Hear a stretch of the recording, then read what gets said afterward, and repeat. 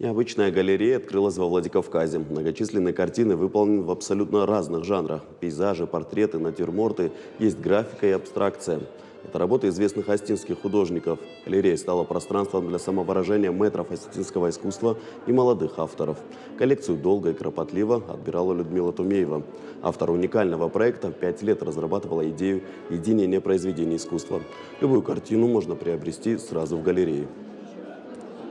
У нас есть выставочные залы, но, к сожалению, не так часто художники могут участвовать в выставках. Дорогие друзья, напомню, не стесняемся. Такая галерея, она большое подспорье для художников, особенно для молодых, талантливых, начинающих художников. Мы вложили сюда очень много души, в первую очередь. Создали пространство, в которое приходить будет молодежь, которая не ходит в музеи. Но здесь она будет знакомиться с искусством, которое у нас есть, высокое искусство.